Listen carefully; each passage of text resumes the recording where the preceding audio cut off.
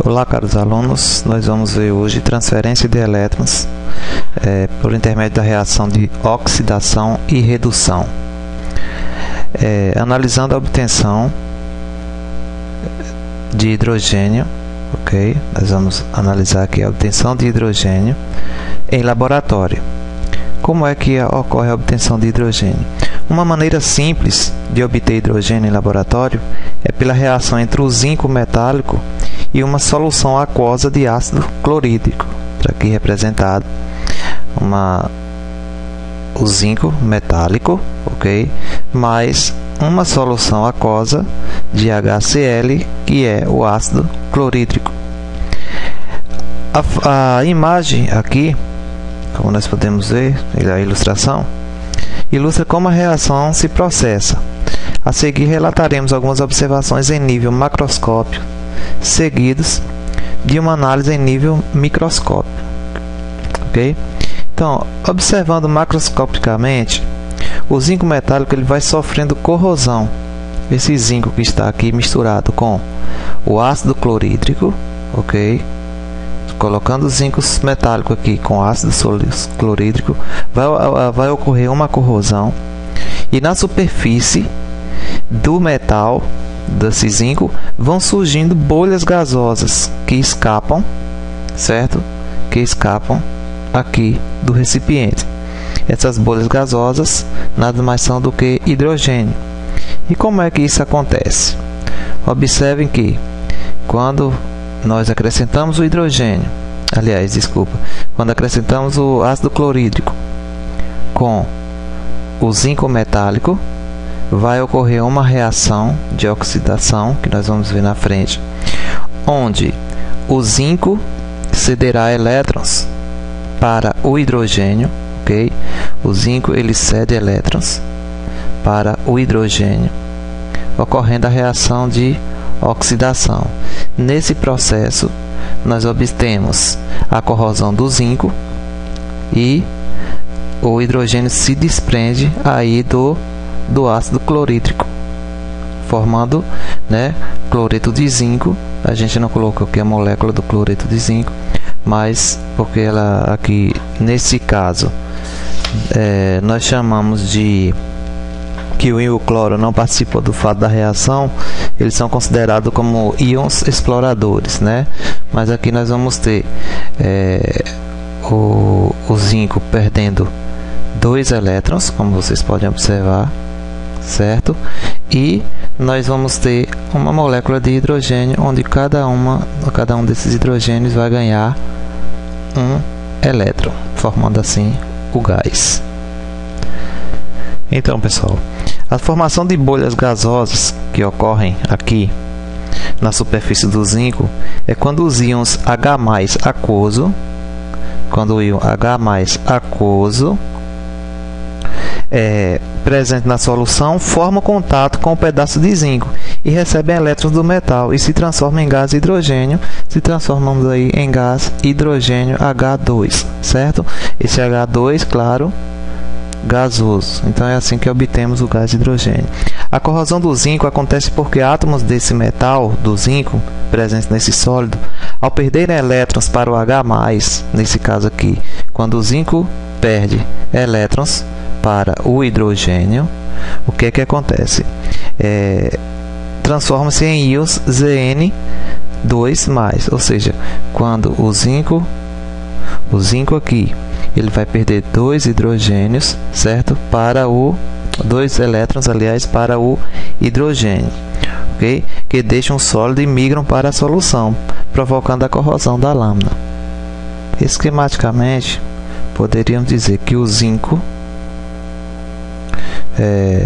em presença de 2 moléculas de ácido clorídrico, o que é que aconteceria aqui?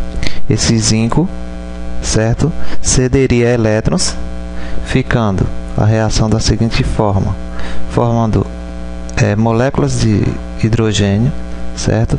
E o zinco aqui se juntaria com o cloro, ok?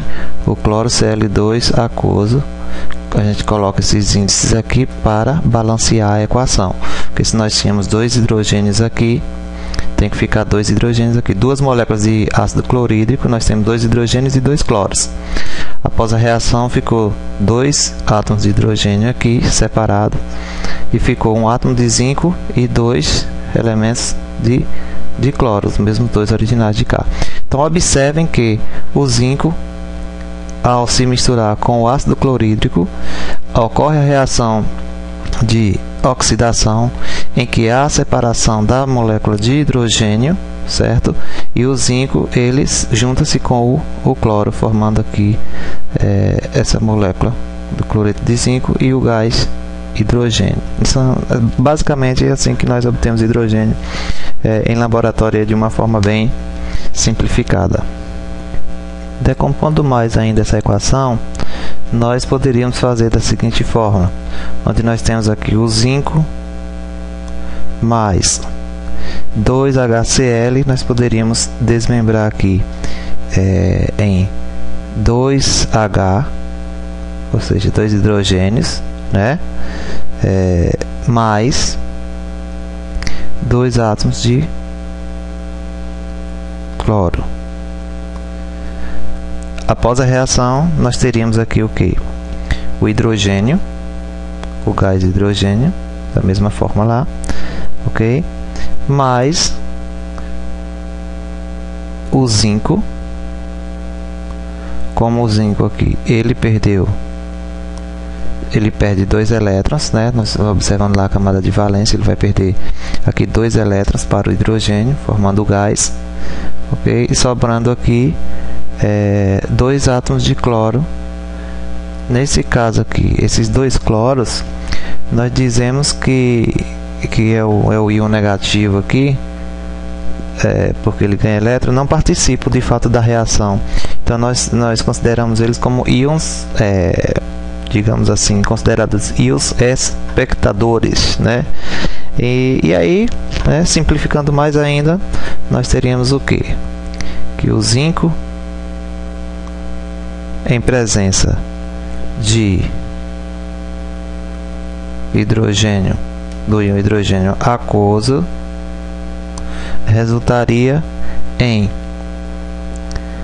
esse hidrogênio, claro, que faz parte daquela molécula lá, né, do ácido clorídrico. Então esse zinco presente nessa solução aquosa de ácido clorídrico, onde a gente está representando aqui só por 2H+, resultaria numa reação de oxidação, em que nós teríamos como resultado final o gás hidrogênio, ok? E mais o zinco lá perdendo os 2 elétrons em solução aquosa. Se você fizer essa reação, você vai perceber que a placa de zinco, ela vai sofrer o que? Uma corrosão, porque ela está perdendo elétrons aqui para o hidrogênio. Basicamente é essa a reação de oxidação. Bem, para saber se vocês entenderam o assunto, eu gostaria que vocês me respondessem, né, definindo, para saber se vocês entenderam, gostaria que vocês respondessem uma pequena atividadezinha, me respondendo, vou colocar aqui, certo? Vocês vão denominar o que é, vocês vão denominar oxidação, que é a reação de oxidação, e a reação de redução. Me dê essas duas denominações, ok? Ou seja, o que é oxidação, o que vocês entendem por oxidação e o que vocês entendem por reação de redução. Então esse trabalho vocês devem postar essas respostas no nosso site. Esta aqui seria a nossa primeira pergunta. Esse trabalho vai valer 3 pontos, ok, gente? A nossa segunda perguntinha, ok, para complementar essa atividade, seria o seguinte: nós temos aqui o óxido de alumínio Al2O3, e eu pergunto aqui o seguinte: quem ganha e quem perde elétrons, ok? E quantos elétrons cada um ganha ou perde. Ou seja, eu quero que vocês esquematizem aqui esses compostos iônicos, me dizendo quem é que perde elétrons, se é o alumínio, se é o oxigênio, e quanto é que cada um deles perde ou ganha. Aliás, o alumínio perde ou ganha elétrons? Ele perde 2 ou perde 3, ou ganha 2 ou ganha 3 elétrons. Mesmo raciocínio para o oxigênio. O oxigênio perde ou ganha elétrons? Ele perde 2 ou perde 3, ou ele ganha 2 ou ganha 3. É isso que eu quero que vocês me respondam, ok? Respondendo essas duas perguntinhas, nós temos lá os somatórios dos nossos 3 pontos de uma das nossas atividades avaliativas. Boa sorte!